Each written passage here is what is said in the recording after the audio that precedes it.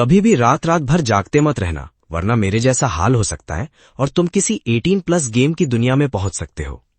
पति, अब तुम्हारे दिल में मेरे लिए कोई भावना नहीं बची है, तो चलो तलाक ले लेते हैं। वेरा बड़ी हो चुकी है, इसलिए तुम्हें मुझे और सहने की जरूरत नहीं है। ये औरत मेरे लिए बिल्कुल अजनबी है। मेरी तो अभी शादी भी नहीं हुई थी, फिर मैं अचानक एक बच्ची का पिता कैसे बन गया?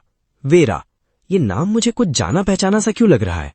जब मैं अपनी याददाश्त में चीजें ढूंढने की कोशिश कर रहा था, मेरी पत्नी मेरी चुप्पी देखकर बोली, तुम मुझे जवाब देने के बजाय सोने का नाटक करना पसंद करोगे? क्या तुम मुझसे इतनी नफरत करते हो?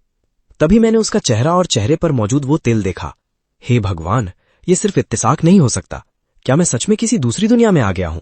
तभी अचानक मुझे उस सवाल का असंभव जवाब समझ आ गया। वो मॉली है, अर्बन गार्डियन सिम्युलेटर की मुख्य हीरोइन, और मैं डेमियन के शरीर में आ चुका हूं, जो इस गेम की दुनिया का बेहद बेकार और निकम्मा मेल लीड है। ये सच था। जिस गेम ने मेरी अनगिनत अकेली रातों और दिनों में मेरा साथ दिया था, उसी गेम ने मुझे पूरी तरह अपने अंदर निगल लिया था। लेकिन असली परेशानी अब शुरू हुई थी। मैं इस गेम का प्रोटैगनिस्ट था, प्लेयर नहीं। और इस गेम का सबसे खतरनाक नियम हर फैसले को जानलेवा बना देता था। प्लेयर चाहे कोई भी फैसला करे, मॉली को अपने बॉसेस के हाथों गलत हरकतों का सामना करना पड़ता था। गुंडे वेरा की जिंदगी बर्बाद कर देते थे और मेरी एक छोटी सी गलती पूरे परिवार को तबाह कर देती थी। सबसे बुरी बात यह थी कि इस शरीर का पुराना मालिक इतना बेकार था कि वो अपनी पत्नी को खुश तक नहीं रख पाता था। अब मुझे पूरी सच्चाई समझ आ चुकी थी। इस दुनिया में अब मेरी भूमिका क्या होने वाली है, ये भी साफ था। मैंने धीमी आवाज में कहा, जब तुम मुझसे इतनी नफरत करती हो तो अब मैं तुम्हें परेशान नहीं करूंगा। वो रसोई की तरफ चली गई। वेरा को स्कूल जाना था और मैं खाना बना रहा था। मेरी पिछली दुनिया में वही मेरी जिंदगी की इकलौती गर्माहट थी। मैं अपनी आंखों के सामने कैसे देख सकता था कि कुछ दरिंदे उसके साथ गलत करें? नाक से आवाज। तभी अचानक एक सिस्टम नोटिस सामने आया। होस्ट की मजबूत प्रोटेक्टिव विल का पता चला है। Pure love war God system activate हो चुका है। मेन क्वेस्ट, अपने परिवार की रक्षा करो और हर बुरे हमले को खत्म करो। इसके तुरंत बाद एक और सिस्टम नोटिस आया और उसके रिवॉर्ड्स मेरे शरीर में उतरने लगे। न्यूबी गिफ्ट पैक प्राप्त हुआ। शरीर की अंदरूनी गंदगी साफ की गई, हड्डियां मजबूत हो गई, मेरे शरीर की हर ताकत बढ़ा दी गई और मेरी सभी स्किल्स को अपग्रेड कर दिया गया। मेरे शरीर के हर हिस्से में ताकत भरने लगी। हे भगवान, ये कैसा एहसास है? इस शरीर को कमजोर बनाने वाली बीमारी धीरे धीरे गायब हो रही थी और इसकी ताकत पहले से कई गुना ज्यादा बढ़ रही थी। बहुत बढ़िया। अब पहला कदम बिल्कुल साफ था। अपनी पत्नी को खुश करना, तलाक को रोकना और अपनी शादी को बचाना। अब आखिरकार मेरे पास अपना अंजाम बदलने की ताकत थी। पति, तुम क्या कर रहे हो? सिस्टम ने गलती से मुझे प्योर लव वॉर गॉड बना दिया था, इसलिए अब मैं अपनी ताकत के दम पर अपनी पत्नी का दिल जीतने वाला था। उसकी आवाज सुनकर मेरी पूरी नींद खुल गई। मैंने उसका हाथ पकड़ लिया। पत्नी, मुझे माफ कर दो, मैं आधी नींद में था। मैं तुमसे तलाक नहीं लूंगा। इस जिंदगी में मैं तुम्हारा हाथ कभी नहीं छोड़ूंगा। मेरी पत्नी वहीं जम गई। हमारी शादी के इतने सालों में उसने इस आदमी से कभी ऐसा वादा नहीं सुना था। वो मुझे ऐसे देखने लगी जैसे मुझ में अचानक कुछ बदल गया हो। तुम्हें हुआ क्या है? मेरा जवाब बिल्कुल सीधा था। मैं पागल नहीं हुआ हूं, बस थोड़ी भूख लगी है। मम्मी पापा इतनी सुबह सुबह प्यार कर रहे हैं? नाश्ते के समय वेरा ने हमें साथ देख लिया और हम दोनों सफाई देने लगे कि ऐसा कुछ नहीं हो रहा है। जल्दी खाना खाओ वरना देर हो जाएगी। जब वेरा स्कूल जाने के लिए तैयार हो रही थी, मुझे याद आया कि गेम का हर विलेन उसे अपना सबसे बड़ा निशाना मानता था और इस गेम में एक अजीब तरह की सिलसिला थी जिसमें वेरा की किस्मत हमारी किस्मत से जुड़ी हुई थी। अगर मेरी बेटी उनमें से किसी एक के जाल में फंस गई तो मॉली का दिल टूट जाएगा और उसके साथ पूरा परिवार बर्बादी में चला जाएगा। इससे भी बुरी बात यह थी कि मुझे आज होने वाला हमला पहले से याद था। स्कूल की छुट्टी के बाद एक ब्लॉन्ड गुंडा वेरा को घर जाते समय अपना निशाना बनाने वाला था और उसके साथ गलत करने की कोशिश करने वाला था। यही एक घटना आगे चलकर उन सभी घटनाओं की शुरुआत करती थी जो हमारे पूरे परिवार को बर्बाद कर देती, और वो बुरा सपना आज से ही शुरू होने वाला था। लेकिन मैं ऐसा नहीं होने दूंगा। वेरा ने मेरे चेहरे की तरफ देखा। पापा, नाक से आवाज। क्या हुआ? आप इतने डरावने क्यों लग रहे हो? कुछ नहीं हुआ वेरा, आज पापा खुद तुम्हें स्कूल छोड़ने जाएंगे। सच? बहुत अच्छा। उसके जवाब ने मेरा फैसला और पक्का कर दिया। जो भी मेरे परिवार को छूने की कोशिश करेगा उसे अपने किए पर पछताना पड़ेगा। इस प्यार भरी दुनिया में भी कुछ गंदे लोग मेरी बेटी पर अपनी गंदी नजर डाल रहे थे। ब्लॉन्ड गुंडे, जिस पल तुमने मेरी बेटी को निशाना बनाया उसी पल तुम्हारी बर्बादी तय हो गई। पास ही वो ब्लॉन्ड गुंडा वेरा को घूर रहा था। वाह, उसके पैर और कमर तो कमाल के हैं। पहले लड़कियों को गली में ले चलते हैं और उनकी तस्वीरें खींचते हैं। उस जैसी खूबसूरत लड़की के साथ मजे करने का एक मौका मिल जाए तो अपनी जिंदगी के 10 साल भी कुर्बान करने पड़े फिर भी सौदा बुरा नहीं है। उनकी बातों से उनका पूरा प्लान मेरे सामने साफ हो गया। मुझे ओरिजिनल स्टोरी का पूरा सीन याद आ गया। आज स्कूल की छुट्टी के बाद यही दरिंदा वेरा को जंगल की तरफ ले जाने वाला था। अभी वो उसके पास एक घटिया बहाना लेकर पहुंचा। अरे छोटी सुंदर लड़की, स्कूल के बाद तुम्हारा बड़ा भाई तुम्हें एक मजेदार जगह घुमाने ले जाएगा। वीरा पीछे हट गई। तुम क्या कर रहे हो? दूर हटो। मैं दोनों के बीच जाकर खड़ा हो गया। तुम्हें अपने उन हाथों की जरूरत नहीं है क्या? फिर मैंने अपनी आवाज नरम करते हुए वीरा से कहा, अच्छी बच्ची बनो, क्लास शुरू होने वाली है, अंदर जाओ, पापा को अपने दोस्त से कुछ जरूरी बात करनी है। ठीक है पापा, अपना ध्यान रखना। वीरा स्कूल के अंदर चली गई, लेकिन अब कहानी पहले जैसी नहीं रहने वाली थी। इस पल से सब कुछ बदलने वाला था। पहला बदलाव उस ब्लॉन्ड गुंडे से शुरू होता है। वो मुझे देखकर तिरस्कार से हंसा। अरे तुम तो उस खूबसूरत लड़की के निकम्मे बाप डेमियन हो ना? हट जा, वरना ये चाकू तेरे अंदर घुसा दूंगा। उसका हाथ देखकर ही समझ आ गया कि वो चाकू ठीक से पकड़ तक नहीं पा रहा था। मैंने ठंडी आवाज में कहा, तुमसे चाकू ठीक से पकड़ा नहीं जा रहा और तुम मेरी बेटी को हाथ लगाने चले हो। बेल्ट एक बार फिर हवा में जोर से लहराया।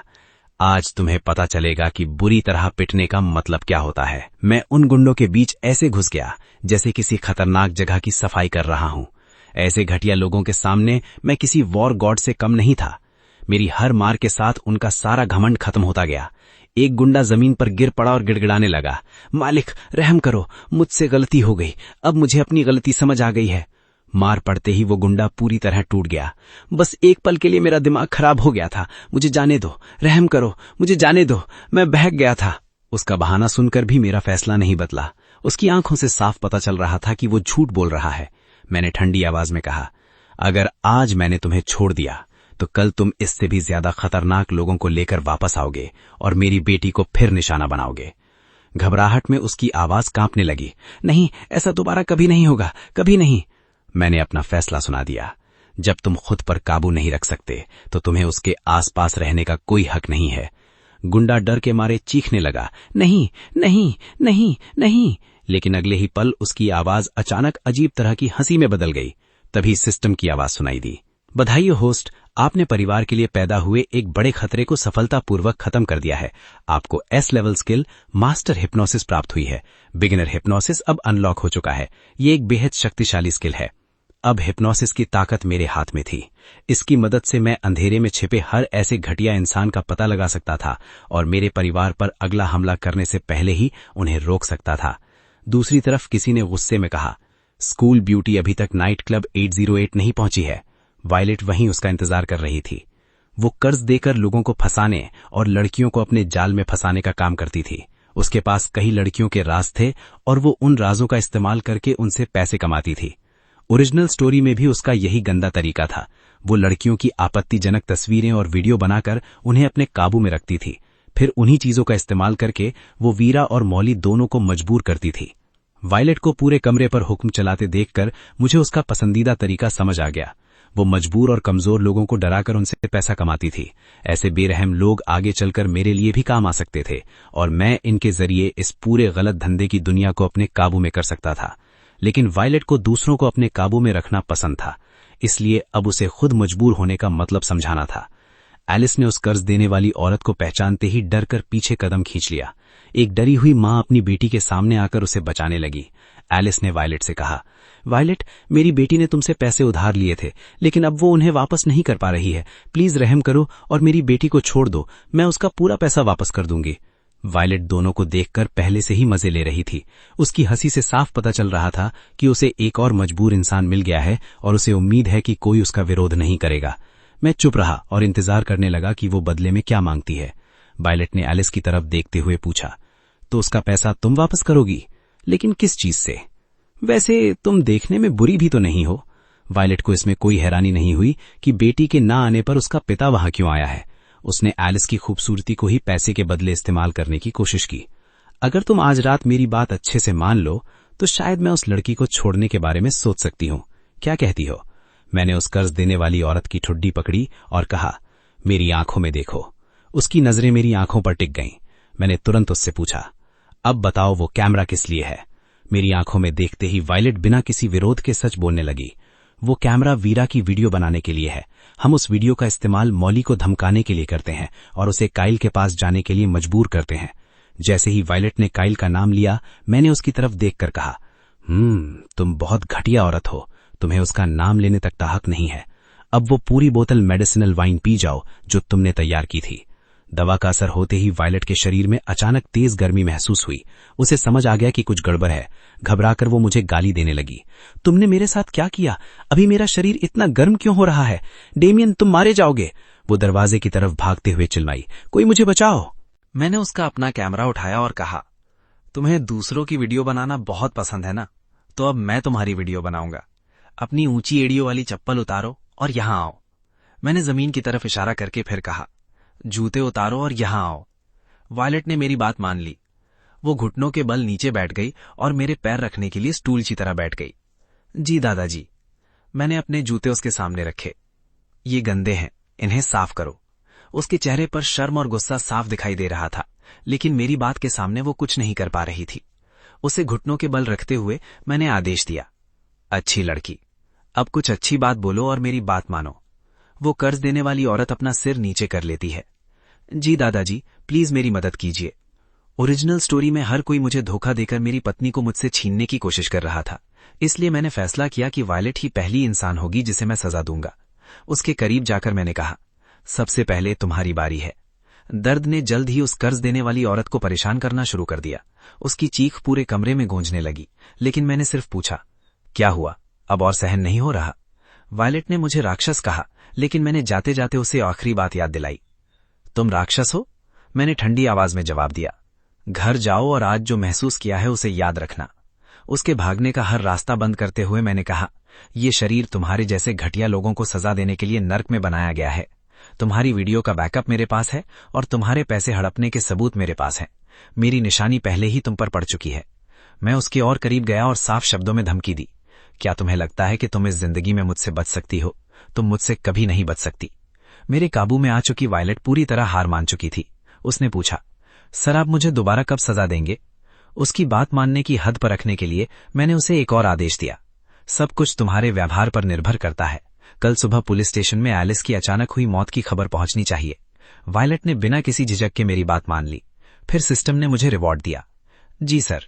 बधाई हो होस्ट, आपने की विलन वायलेट को सफलतापूर्वक अपने काबू में कर लिया है और परिवार पर आने वाले एक बड़े खतरे को खत्म कर दिया है।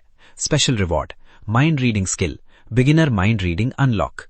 पहला छिपा हुआ खतरा खत्म हो चुका था और अब मैं खुद इस गेम को अपने तरीके से खेलने वाला था। उस रात मॉली का फोन आया। उसने बताया कि वो घर आने में देर करेगी। हनी, काइल ने आज रात मुझे ओवरटाइम करने के लिए कहा है ताकि मैं प्लान को दोबारा ठीक कर सकूं, इसलिए मुझे घर आने में देर हो सकती है। काइल उसका सीधा बॉस था और गेम की ओरिजिनल स्टोरी में वो मॉली को परेशान करता था, जानबूझकर उसका काम मुश्किल बनाता था, उसे क्लाइंट्स के साथ शराब पीने के लिए मजबूर करता था और उसके नशे में होने का फायदा उठाने की कोशिश करता था। ऑफिस में काइल ने मॉली के 3 दिनों में मेहनत से बनाए गए प्लान को देखते ही उसे गलत बताना शुरू कर दिया। मिस्टर चैन, काइल, ये वही प्लान है जिसे तुमने 3 दिनों तक ठीक किया था, ये पूरी तरह बेकार है। क्या तुम ऐसा घटिया प्लान क्लाइंट को देकर कंपनी की रेपुटेशन खराब करना चाहती हो? मॉली ने शांति से अपनी बात रखी। मिस्टर चैन, काइल, मैंने ये प्लान क्लाइंट की जरूरतों के हिसाब से ही तैयार किया है। काइल ने उसकी बात सुनने से साफ मना कर दिया और उसे याद दिलाया कि असली अथॉरिटी किसके पास है। और तुम्हारा मतलब क्या है? डायरेक्टर मैं हूं या तुम? मैंने कह दिया नहीं तो बस नहीं। काइल ने अपनी आवाज धीमी की और मॉली पर पर्सनल प्रेशर डालना शुरू कर दिया। मॉली, तुम्हें पता है कि अभी पूरी इंडस्ट्री की हालत खराब चल रही है। बंद ऑफिस के अंदर मैनेजर अपनी जबरदस्ती की बात को सलाह की तरह दिखाने लगा। सिर्फ मेहनत करने से ये नौकरी बची नहीं रहेगी, तुम्हें कंपनी के लिए कुछ करना भी पड़ेगा। मेरी पत्नी ने साफ मना कर दिया, थोड़ी इज्जत से बात कीजिए। मॉली ने उसका दबाव मानने से इनकार कर दिया और वहां से जाने लगी। मुझे घर जाना है, मेरे हस्बैंड मेरा इंतजार कर रहे हैं। काइल ने मेरे बारे में बुरा बोलना शुरू कर दिया और पैसों का लालच देकर उसे अपने साथ आने के लिए कहा। तुम्हारा वो बेकार हस्बैंड तुम्हारे किस काम का है? गिगोलो बनने के अलावा वो और कर ही क्या सकता है? तुम्हारा उसके साथ कोई फ्यूचर नहीं है। तुम मेरे साथ क्यों नहीं आ जाती? अगले क्वार्टर में मैं तुम्हारा बोनस दोगुना कर दूंगा। जब मॉली ने फिर भी उसे मना कर दिया, काइल उसके और करीब आ गया और उसकी मजबूरी देखकर हंसने लगा। तुम क्या कर लोगी? है, तुम क्या कर लोगी? मॉली ने उसके पास से निकलने की कोशिश की और मदद के लिए आवाज लगाई, लेकिन बंद फ्लोर पर कोई नहीं था। रास्ते से हटो, मदद करो। काइल हंसते हुए बोला, चिल्लाओ, इस फ्लोर पर कोई नहीं है। वहां कोई नहीं था और काइल इसी बात का फायदा उठाकर उसके डर का मजाक उड़ा रहा था। देखते हैं तुम्हें बचाने कौन आता है। कौन आएगा। तभी अचानक दरवाजा खुला और मैं चेहरे पर हल्की मजाकिया मुस्कान लिए अंदर चला आया। मिस्टर काइल, इतनी रात हो गई है और आप अभी भी इंस्ट्रक्शंस दे रहे हैं, ऊपर से दरवाजा भी लॉक कर रखा है। आप सच में अपने काम को लेकर बहुत डेडिकेटेड है। काइल ने मुझे पहचान लिया और गुस्से में बोला, डैमियन, तुम निकम्मे जिगोलो और सिक्योरिटी गार्ड। मैं दोनों के बीच आकर खड़ा हो गया और मैनेजर को चुप कराते हुए कहा, चिल्लाना बंद करो, नीचे वाला गार्ड आराम से सो रहा है। फिर मैंने अपनी पत्नी को देखा और उसे बाहर की तरफ ले जाने लगा। तुम ठीक हो हनी, चलो। टूटा हुआ दरवाजा देखकर काइल और भड़क गया। उसने हमारा रास्ता रोकते हुए कहा, यहां से कोई नहीं जाएगा जब तक 1 या 2 लाख नहीं देता। मैं पीछे हटने के बजाय काइल के सामने खड़ा हो गया। जब तुम चाहते हो कि मैं यहां रुकूं तो ठीक है, मैं रुकता हूं और थोड़ा मजा करते हैं। घुटनों पर बैठकर माफी मांगो, वरना कल तुम्हारी पत्नी अपना सामान लेकर चली जाएगी। काइल ने मौली की तरफ ऐसे देखा जैसे उसकी आंखों को यकीन ही नहीं हो रहा था। मैं मुस्कुराया और उसके दिमाग में बना भ्रम और गहरा कर दिया। हॉल में बहुत ज्यादा तनाव है क्या? दोबारा देखो, क्या सच में तुम्हारे सामने मौली ही खड़ी है? उसकी डरी हुई आंखों के सामने वो चेहरा बदलने लगा। जहां मौली खड़ी थी वहां अब उसकी अपनी पत्नी दिखाई दे रही थी और वो गुस्से में उसकी तरफ बढ़ रही थी। काइल, तुम्हारी हिम्मत कैसे हुई मुझे धोखा देने की? उसका सारा घमंड तुरंत खत्म हो गया। वो पीछे हटते हटते डेस्क से जा टकराया। उसे समझ ही नहीं आ रहा था कि मेरे बनाए भ्रम और असली दुनिया में फर्क क्या है। मैं बस खड़ा होकर देखता रहा कि कैसे उसका डर उसके पूरे घमंड को खत्म कर रहा था। मैनेजर को अपनी गुस्से से भरी पत्नी हाथ में चाकू लेकर अपनी तरफ आती दिखाई दी। वो चीखी, मैं तुम्हें टुकड़े टुकड़े कर दूंगी। काइल पीछे गिर पड़ा और गिड़गिड़ाने लगा, वाइफ, मुझसे गलती हो गई, मैं दोबारा तुम्हें कभी धोखा नहीं दूंगा, मुझे मत मारो। मेरे पास खड़ी मेरी पत्नी उसे डर के मारे तड़पते हुए देख रही थी। इसे हुआ क्या है? मैंने शांत होकर कहा, शायद इसने इतने गलत काम किए हैं कि अब इसे चीजें दिखाई देने लगी हैं। मैंने अपनी पत्नी का हाथ पकड़ा और उसे वहां से बाहर ले गया। चलो इसे इसके हाल पर छोड़ देते हैं। दरवाजे से बाहर निकलते हुए मैंने एक बार पीछे मुड़कर काइल को देखा। ये तो अभी शुरुआत है, इसका मजा लो। बाहर आते ही मेरी पत्नी ने मेरी आस्तीन पकड़ ली और चिंता भरी आवाज में बोली, तुमने सब कुछ बहुत अच्छे से संभाल लिया, लेकिन अगर सच में मेरी नौकरी चली गई तो? मैंने इस कंपनी में इतने साल काम किया है। उसकी चिंता देखकर मेरी हंसी थोड़ी रुक गई और मैंने उसे अपने करीब कर लिया। उसका हाथ दबाते हुए मैंने अपनी पत्नी को समझाया, मार्केट की हालत मुश्किल है, लेकिन मौली को नौकरी से निकालने के लिए काइल को कल तक जिंदा रहना पड़ेगा। ये कंपनी सिर्फ उसकी नहीं है। मौली को अभी भी थोड़ी तसल्ली चाहिए थी, इसलिए मैंने उसे घर छोड़ने और अगले दिन होने वाला तमाशा देखने का वादा किया। मुझ पर भरोसा रखो, पहले मैं तुम्हें घर छोड़ता हूं। घर जाकर आराम से सो जाओ, कल एक अच्छा तमाशा देखने को मिलेगा। मेरे मालिक, आप आ गए। सामान कहाँ है? यहीं है। रिपोर्ट में काइल के खिलाफ काफी बड़ा सबूत था। काइल पूरी तरह अपनी पत्नी के पैसों पर जीता था, जो एक बड़े बिजनेस ग्रुप की बेटी थी। उसकी पत्नी की पीठ पीछे वो सिर्फ 3 महीनों में 30 लाख युआन से ज्यादा पैसे हड़प चुका था और 2 कॉलेज की लड़कियों को अपने साथ रखता था। मैंने रिपोर्ट देखते हुए कहा, बुरा नहीं है। वो आदमी झुककर बोला, आपके आदेश पर मेरे मालिक, आपके लिए जान देना भी मेरे लिए कोई बड़ी बात नहीं है। अब अगला कदम तैयार था। ऐसा दिखना चाहिए कि ये सबूत अचानक उसके हाथ लगे हों, फिर आधे घंटे के अंदर इसे उसकी डेस्क पर पहुंचा दो। दूसरी तरफ उसकी एक साथी प्यार से बोली, इतना अच्छा काम करने के बाद बताओ तुम मेरे पास कब आ रहे हो? उसकी बात सुनकर काइल ने ठंडे अंदाज में जवाब दिया, ज्यादा उम्मीद मत रखो, तुम्हारे साथ वो सब सिर्फ तुम्हें अपनी बात मनवाने के लिए किया गया था। मेरे प्यार की उम्मीद करना भूल जाओ, मेरे कपड़े भी गंदे मत करो। उसकी बात से वो और भी खुश हो गई। वो हकलाते हुए बोली, बहुत अच्छा लग रहा है, ये तो काफी रोमांचक है। तुम मुझ पर भरोसा रखना, मैं तुम्हारा इंतजार करूंगी। ऑफिस में काइल की पत्नी अचानक सबूत लेकर घुस आई। काइल, कमीने, सामने आओ। काइल वहीं जम गया। वो गुस्से में फट पड़ी, कमीने, तुमने मेरे पैसों से किसी दूसरी लड़की पर खर्च किया, अकाउंट्स में हेराफेरी की और कंपनी के पैसे इधर उधर किए। अब तुम मेरे लिए कुछ भी नहीं हो। काइल घबराकर हंसने लगा, वाइफ, मेरी बात सुनो, ये सब गलतफहमी है, ये तस्वीरें नकली हैं, कोई जानबूझकर तुम्हारे हस्बैंड को फंसा रहा है। मैंने काइल की आंखों में देखा और हिप्नोसिस का इस्तेमाल किया। अपने मन में जो भी है सब बोल दो, कुछ भी मत छुपाओ। हिप्नोसिस के असर में काइल ने अपने मन में छिपी सारी गंदी बातें बोलनी शुरू कर दी। गलतफहमी? उस बुढ़ी औरत की ऐसी की तैसी, अब बहुत हो गया, अपना मोटा शरीर देखो, तुम किसी सुअर से अलग नहीं हो।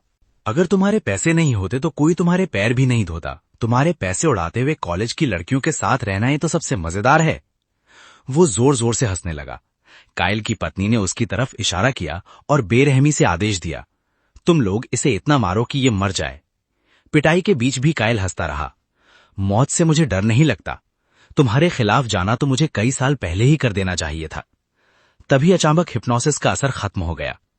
उसकी सारी अकड़ एक पल में गायब हो गई और वो पूरी तरह उलझन में पड़ गया। हनी, तुम यहां क्या कर रही हो? उसकी पत्नी ने आदेश दिया, इसे यहां से ले जाओ और इसके सारे काम की जांच करो। इसने जितना भी पैसा हड़पा है, एक एक पैसा वापस करवाओ। तभी एक एग्जीक्यूटिव बीच में आया। चेयरवुमन, प्लीज शांत हो जाइए। उसने कंपनी के प्रेसिडेंट की तरफ देखा। आपकी कंपनी ने जिस आदमी को एग्जीक्यूटिव बनाया था, वही पैसे हड़प रहा था, अपने नीचे काम करने वालों को दबाता था और गलत तरीकों का इस्तेमाल करता था। कंपनी प्रेसिडेंट ने अपनी गलती मानते हुए कहा कि उसकी निगरानी में कमी रह गई थी। कायल को पहले ही नौकरी से निकाल दिया गया है। कंपनी प्रेसिडेंट ने आगे कहा, कंपनी पुलिस की जांच में पूरी तरह सहयोग करेगी। कायल की पत्नी ने बिजनेस को रुकने नहीं दिया। कायल चला गया है, लेकिन बिजनेस ग्रुप का प्रोजेक्ट नहीं रुकना चाहिए। उसकी जगह किसी नाकाबिल आदमी को मत रखना। फिर उसने मौली की तरफ देखा। तुम्हारे लगातार शानदार काम को देखते हुए कंपनी तुम्हें आज से डिजाइन डिपार्टमेंट का डायरेक्टर नियुक्त करती है। कांग्रेचुलेशंस। तभी सिस्टम की आवाज आई, बधाई हो होस्ट, आपने अपने परिवार की रक्षा की और वर्कप्लेस क्राइसिस को पूरी तरह हल कर दिया। Dungeon reward 50 lakh legal cash. System ने आगे बताया, skill upgrade, advanced mind reading. 50 lakh मेरे लिए बहुत बड़ी रकम नहीं थी, लेकिन इस दुनिया में मेरा यही शुरुआती कैपिटल बनने वाला था। रिवॉर्ड मिलने के बाद मैंने दूसरे इनाम को देखा। एडवांस्ड माइंड रीडिंग सच में काफी शानदार था। तभी सिस्टम पर एक नया मैसेज चमका, हाई रिस्क वार्निंग, एक एपिक एनटीआर प्लॉट एक्टिवेट हो चुका है। सिस्टम ने उसका टारगेट भी बता दिया। टारगेट लॉग्ड, मेरी बेटी वेरा। थ्रेड प्रोफाइल, दोहरे चेहरे वाला टॉप स्टूडेंट, बेहद ज्यादा कंट्रोल करने वाला ओवन। अब मुझे ओवन साफ साफ याद आ गया। ओरिजिनल गेम में ओवन सबसे घटिया विलन्स में से एक था। वो एक बेहद ज्यादा कंट्रोल करने वाला इंसान था, जो खुद को एक होशियार और शानदार स्टूडेंट दिखाने के पीछे छिपा रहता था। ऊपर से वो स्कूल का परफेक्ट आइडल और टॉप स्टूडेंट था, लेकिन असल में वो एक बेहद खतरनाक इंसान था। ओरिजिनल गेम में ओवन एक स्टडी ग्रुप का बहाना बनाकर वेरा के करीब आता था। आखिर में वो मेरी बेटी को अपने साथ गलत रिश्ते में रहने के लिए मजबूर कर देता था। एक गुंडे से अभी मुश्किल से निपटा था और अब ये नया दरिंदा सामने आ गया। ओवन कमीने, तुमने मेरी बेटी को निशाना बनाने की हिम्मत कैसे की? मुझे ये भी याद आया कि उसकी मां शायद एबी है, जो मेरी कंपनी की सबसे बड़ी सेल्स वुमन और वहां की जानी मानी सोशलाइट है। क्योंकि ओवन मेरी बेटी को नुकसान पहुंचाने वाला था, इसलिए उसके किए हुए गुनाहों का पहला हिसाब उसकी मां को देना पड़ेगा। दूसरी तरफ एबी क्लाइंट को देखते ही मन बड़बड़ाई। धत, फिर वही बॉस आ गया। अगले क्वार्टर की ट्यूशन फीस का इंतजाम करने के लिए एबी को ये डील हर हाल में हासिल करनी थी। क्लाइंट ने उसके कपड़ों और शियर स्टॉकिंग्स को देखकर सोचा कि उसने किसी बड़े क्लाइंट के लिए खास तैयारी की है। तभी दरवाजा खुला और एबी ने अंदर आते हुए आदमी पर गुस्से से कहा, तुम्हें अंदर आने किसने दिया? मैं अंदर आते हुए बोला, बस हमारी टॉप सेल्स वुमन से कुछ सीखने आया हूं। एबी ने भौई से कोड़ ली, ये आदमी यहां क्या कर रहा है? मेरे पास तुम्हारे लिए टाइम नहीं है। मैंने उसे चुनौती देते हुए कहा, तुम्हें बात करना पसंद नहीं है या फिर तुम्हें लगता है कि मैं तुम्हारे लायक नहीं हूं? चेहरे पर नकली मुस्कान रखते हुए एबी ने मन ही मन खुद को समझाया, बस सहन करो, कॉन्ट्रैक्ट साइन होते ही सिर्फ पैसे मायने रखेंगे। ओवन की नजरों में उसकी मां हमेशा एक सीधी साधी और मजबूत औरत थी, जो कभी नहीं झुकती। अगर ओवन ने अपनी इस सपोजिडली सीधी मां का ये दूसरा रूप देख लिया होता, तो उसके आसपास के लोग भी इस विरोधाभास पर हंस पड़ते। एबी पहले ही बहुत गुस्से में थी और अब उसका खुद पर कंट्रोल धीरे धीरे खत्म हो रहा था। क्लाइंट उसे देखकर मन ही मन सोच रहा था, बहुत जल्द तुम खुद मुझसे रहम की भीख मांगोगी। फिर उसने उसकी तरफ एक ग्लास बढ़ाया, थोड़ा पानी पी लो और अपना गला ठीक कर लो, उसके बाद हम कॉन्ट्रैक्ट साइन कर देंगे। पानी पीने के बाद एबी को अचानक बहुत ज्यादा गर्मी महसूस होने लगी। सर, लगता है एसी खराब है, यहां तो बहुत ज्यादा गर्मी हो रही है। वो आदमी उसके करीब आने लगा और एबी पीछे हट गई। नहीं सर, नहीं। क्लाइंट हंसते हुए और करीब आया।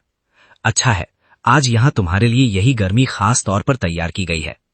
बंद कमरे के अंदर क्लाइंट उस औरत के करीब बढ़ता गया, जबकि वो खुद को उससे बचाने की कोशिश कर रही थी। वो ताना मारते हुए बोला, इतना अकड़कर मत रहो, तुम्हारा शरीर तो पहले ही मुझे सच्चाई बता रहा है। एबी फिर रोते हुए बोली, मुझे छोड़ दो, मुझे छोड़ दो।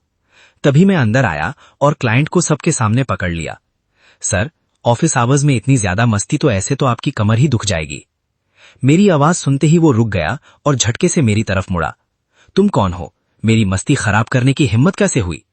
मैंने शांत होकर कहा, सबसे जरूरी बात यह है कि कैमरा ने साफ साफ रिकॉर्ड किया है कि तुमने उसके साथ क्या किया और उसके बाद क्या करने की कोशिश की। अब यहां से निकल जाओ, वरना ये वीडियो सबके सामने इंटरनेट पर डाल दूंगा। क्लाइंट पीछे हट गया और जाते जाते धमकी दी, बस इंतजार करो लड़के। उसके जाते ही एबी दर्द से झुक गई। उसे बहुत बुरा महसूस हो रहा था। प्लीज मेरी मदद करो। मैंने उसकी तरफ देखकर कहा, एबी ध्यान से मेरी तरफ देखो, मैं कौन हूं। लेकिन एबी को अब किसी चीज की परवाह नहीं थी। तुम जो भी हो जल्दी करो, जल्दी। किसी मुसीबत में पड़े इंसान को छोड़ देना सही नहीं था। तभी मेरे दिमाग में ओवेन का ख्याल आया। ओरिजिनल स्टोरी में तुमने मेरी बेटी के साथ जो घटिया काम किए थे, उनकी कीमत आज तुम्हारी मां चुकाएगी। अब उस औरत ने आखिरकार अपने बच्चे का कर्ज चुकाने की बात मान ली और पिट चुकी महिला ने हार मानकर सिर झुका लिया। ठीक है, मैं ऐसा दिखाऊंगी जैसे आज कुछ नहीं हुआ, कुछ भी नहीं हुआ। वो औरत अपने सामने खड़े आदमी को उलझन से देखने लगी। ब्यूटीफुल लेडी, क्या आपको कोई गलतफहमी हुई है? फिर उसे एहसास हुआ कि पूरी घटना रिकॉर्ड हो चुकी थी और वो घबरा गई। तुमने सच में सब रिकॉर्ड कर लिया? इसे डिलीट करो कमीने, डिलीट करो। लेकिन ये रिकॉर्डिंग अब एक बहुत बड़ा सबूत थी और मेरे हाथ में उसकी मजबूरी और बढ़ गई थी। मैंने पूछा, मुझे बताओ, अगर मैं ये वीडियो तुम्हारे अच्छे बेटे ओवेन को भेज दूं तो वो क्या करेगा? उसका सारा विरोध तुरंत खत्म हो गया। प्लीज ओवेन को मत दिखाना। तुम जो चाहोगी मैं करने के लिए तैयार हूं, प्लीज। मैंने ठंडी हंसी के साथ उसकी बात मान ली। यही सही है। याद रखना, आज से तुम्हारा शरीर, तुम्हारी इज्जत और तुम्हारी जिंदगी सब मेरे कंट्रोल में है। जब मैं बुलाऊंगा तुम्हें आना होगा, समझी? उस औरत के पास मेरी बात मानने के अलावा कोई रास्ता नहीं था। समझ गई। मैंने उसे साफ याद दिलाया कि अब उसकी स्थिति क्या है। अब तुम्हें मेरी बात माननी होगी। याद रखना, तुम्हारा बेटा जब तक तुम मेरी बात मानोगी सुरक्षित रहेगा। मैं खुद उसका ध्यान रखूंगा। दूसरी तरफ वेरा एक मुश्किल सवाल को लेकर परेशान हो रही थी। तभी ओवेन की नजर उस पर पड़ी। वेरा, इस बड़े सवाल पर अटक गई हो? मैंने अभी इसे सॉल्व किया है, चाहो तो मैं तुम्हें समझा दूं। वेरा खुश होकर बोली। सच में? ओवेन ने उसे सही तरीका समझाया और वेरा ध्यान से उसे सॉल्व करते हुए देखने लगी। यहां देखो, इसे ऐसे करना है। वेरा ने प्रभावित होकर कहा, ओवेन तुम कमाल हो। स्टडी टेबल पर बैठी वेरा उस मुश्किल सवाल को देखकर परेशान हो रही थी। उसके क्लासमेट ने तरीका बदला और दूसरी फॉर्मूला लगा दी। तुरंत आंसर आ गया। वो मुस्कुराकर बोला, तुम स्मार्ट हो, एक बार समझाते ही समझ गई। वेरा ने सोल्यूशन देखा और राहत की सांस लेते हुए उसे धन्यवाद दिया। प्लेसमेंट टेस्ट करीब आ रहा था, इसलिए ओवेन ने बताया कि उसके घर पर कुछ बहुत अच्छे स्टडी मटेरियल्स हैं। कल वीकेंड है, क्या तुम मेरे घर आकर प्राइवेट ट्यूटरिंग करना चाहोगी? स्टडी सेशन खत्म हुआ और वेरा खुशी से उसे बाय कहकर चली गई। हेलो, कल मिलते हैं। वेरा के जाते ही ओवेन के चेहरे पर उसकी असली सोच दिखाई देने लगी। तुम बिल्कुल परफेक्ट हो। तुम्हारी ये आंखें और ये स्किन, अगर इन्हें मेरे कलेक्शन में रखा जाए तो ये मेरी सबसे कीमती चीजें होंगी। वो वेरा को दूर जाते हुए देख रहा था और अपनी असली मंशा साफ कर दी। कल तुम मेरी होगी। उसकी मुस्कुराहट और भी खतरनाक हो गई। जब मैं तुमसे खेलकर थक जाऊंगा तब मैं खुद तुम्हें खोलकर देखूंगा। घर पर डिनर तैयार था और उसकी खुशबू ने आते ही सबका ध्यान खींच लिया। डिनर की खुशबू तो बहुत अच्छी आ रही है। डिनर टेबल पर वेरा ओवेन की मदद के बारे में बहुत एक्साइटमेंट के साथ बता रही थी। डैड, आज हमारी क्लास का टॉप स्टूडेंट ओवेन मेरे होमवर्क में मेरी हेल्प कर रहा था। वो बहुत स्मार्ट है। वो सबसे मुश्किल फिजिक्स के क्वेश्चंस को एक नजर में सॉल्व कर लेता है। उसने मुझे कल अपने घर पर प्राइवेट ट्यूटरिंग के लिए भी बुलाया है। उसकी हेल्प से मुझे पूरा भरोसा है कि टेस्ट में मेरे अच्छे मार्क्स आएंगे। जैसे ही वेरा ने ओवेन के इन्विटेशन का जिक्र किया, सिस्टम का वार्निंग तुरंत सामने आ गया। High risk warning detected. ओवेन की आपकी बेटी के प्रति बुरी नीयत तेजी से बढ़ रही है। खतरे का काउंटडाउन बहुत तेजी से कम हो रहा है। सिर्फ 12 घंटे बाकी हैं। मैंने वेरा के उसके घर जाने का प्लान एक्सेप्ट करने से पहले ही रोक दिया। डैड, क्या हुआ? मैंने कहा, तुम कल उसके घर नहीं जाओगी। वेरा ने विरोध करते हुए कहा कि ओवेन सिर्फ उसकी हेल्प करना चाहता है, लेकिन मैंने अपना फैसला साफ कर दिया। अब से ओवेन से दूर रहना। फिर मैंने अपनी वाइफ की तरफ देखा और कल का प्लान तय कर दिया। उसके पिता की बात मानो। वेरा पढ़ाई करके काफी थक गई है, कल इसे यूनिवर्सल स्टूडियोज घुमाने ले जाओ। मेरी वाइफ के चेहरे पर तुरंत खुशी आ गई। मैं बाद में टिकट्स खरीद लूंगी, मैं वहां बहुत समय से जाना चाहती थी। फिर उसने पूछा, आप नहीं चलेंगे? मेरे सामने अभी जरूरी काम था, इसलिए मैंने सिर हिला दिया। तुम दोनों एंजॉय करो, मुझे कंपनी में कुछ काम संभालना है और उसके बाद एक जान पहचान वाले से मिलना है। वो मान गई, हालांकि उसके चेहरे पर थोड़ी देर के लिए निराशा दिखाई दी। फैमिली से दूर होते ही मेरा गुस्सा ओवेन की इस जल्दबाजी पर टिक गया। ये लड़का इतनी जल्दी मरने के लिए क्यों भाग रहा है? लगता है इसे जिंदगी से कोई लगाव नहीं है। मैंने सोचा था कि धीरे धीरे उसका हिसाब करूंगा, लेकिन अगर तुम इतनी जल्दी दोबारा जन्म लेना चाहते हो तो मैं तुम्हारी इच्छा पूरी करता हूं। उसकी सबसे बड़ी कमजोरी साफ थी, ये लड़का अपनी मां को किसी दूसरे आदमी के साथ देखकर बर्दाश्त नहीं कर सकता। दूसरी तरफ ऑफिस में एक कलीग ने उस महिला का लाल चेहरा देखकर पूछा, तुम ठीक हो? तुम्हारा चेहरा इतना लाल क्यों है? अपनी डेस्क के पीछे बैठी महिला ने कल के बड़े ऑर्डर का बहाना बनाया और कहा कि उसे बस थोड़ी सर्दी है। तभी उसके ऊपर फिर वही दबाव आया और उसने चेयर को कसकर पकड़ लिया। तुम फिर क्या कर रहे हो? प्लीज मुझे परेशान करना बंद करो। उसकी घबराई हुई आवाज सुनकर आसपास के लोग उसकी तरफ देखने लगे, लेकिन वो बता भी नहीं सकती थी कि उसे कौन और क्यों परेशान कर रहा है। उसकी घबराहट देखकर मुझे मजा आ रहा था। क्या कल सोफा पर की गई तुम्हारी इतनी सारी रिक्वेस्ट्स काफी नहीं थी? वो चुप रहने को कहती रही, लेकिन मैंने कहा, आज रात मैं तुम्हारे घर आ रहा हूं। वो हल्की मुस्कान के साथ बोली, आज अपने ही बेड पर सोकर देखो, अगर अनकंफर्टेबल लगे तो यहां वापस मत आना। एक दूसरी महिला ने इस अरेंजमेंट को मुझे ठीक से जानने का मौका समझ लिया।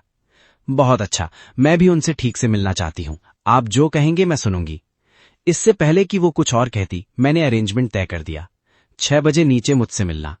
उसकी घबराई हुई चुप्पी देखकर मैंने एक और बात कही, वही स्कर्ट पहनना जिसमें सबसे ज्यादा स्लिट है। वो तुरंत सख्त हो गई। उसके दिमाग में यह सोच आने लगी कि अगर वो अपने फैमिली के सामने वैसे कपड़े पहनकर पहुंची तो क्या होगा। उसने अपने शरीर पर पड़े निशान को हाथ से ढकने की कोशिश की, लेकिन मैंने उसका हाथ हटा दिया। आज रात अपने बेटे के सामने इसी तरह बैठकर खाना खाना। वो धीमी आवाज में बोली, डेमियन प्लीज मेरी थोड़ी इज्जत रहने दो। मैंने जवाब दिया, ये इस बात पर डिपेंड करता है कि तुम कैसा बिहेव करती हो। अब उसकी इज्जत पूरी तरह इसी बात पर डिपेंड थी कि वो मेरी बात मानती है या नहीं। इज्जत वो तुम्हारे बिहेवियर पर डिपेंड करती है। मैंने उसे अपने पास बैठाए रखा और सामने दिखाई दे रहे घर को ध्यान से देखने लगा। शांत बैठो, मैं देखना चाहता हूं कि तुम्हारा प्यारा बेटा असल में कैसा इंसान है। उसके बेचैन हाथ उसकी घबराहट साफ बता रहे थे, जबकि मेरा पूरा ध्यान आने वाली मुलाकात पर था। जब बस अपनी जगह पहुंची तो वो लगभग ठीक से खड़ी भी नहीं हो पा रही थी। हम पहुंच गए। तुम्हारे पैर इतने कमजोर क्यों हैं कि बस से उतर भी नहीं पा रही? वो घबराकर मेरे किए हुए वादे को याद दिलाने लगी। नहीं, याद है ना, आपने प्रॉमिस किया था कि हम सिर्फ डिनर करेंगे। उसने मेरी स्लीव को और कसकर पकड़ लिया और फिर वही बात दोहराई। मैंने उसे कोई भरोसा नहीं दिया। ये पूरी तरह तुम्हारे बिहेवियर पर डिपेंड करता है। मेरी बात सुनते ही वो तुरंत चुप हो गई। घर में जाने से पहले मैंने उसे चेतावनी दी, सावधान रहना, अगर तुम्हारे प्यारे बेटे को कुछ पता चल गया तो मुझे ब्लेम मत करना। चलो। दरवाजे पर जेरेड ने अपनी मां का स्वागत किया और मेरा इंट्रोडक्शन कराया।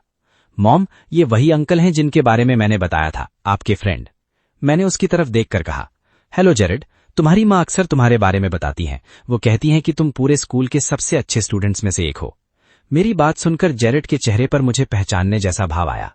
वीरा का ख्याल आते ही उसकी नजर सख्त हो गई और उसकी पोलाइट स्माइल में थोड़ी नफरत साफ दिखाई दी। वो साफ तौर पर मेरी बेटी को नुकसान पहुंचाना चाहता था और मेरी रिएक्शन देखना चाहता था, लेकिन इससे पहले कि वो अपनी बुरी नीयत छिपा पाता, मैं उसे समझ चुका था। जेरेड ने शिष्टता से सिर झुकाया। आप काफी अच्छे और जाने पहचाने से लगते हैं। मैंने भी मुस्कुराकर जवाब दिया, ताकि उसका झूठा कॉन्फिडेंस बना रहे और मैं सामने खड़े खतरे को और अच्छी तरह समझ सकूं। जेरेड ने जानबूझकर मेरा हाथ काफी जोर से दबाया। मैंने भी बिना पीछे हटे उसका हाथ उतनी ही मजबूती से दबाया और सीधे उसकी तरफ देखकर मुस्कुराया। तुम्हारी ग्रिप काफी स्ट्रांग है जेरेड। हम दोनों के बीच की चैलेंज साफ महसूस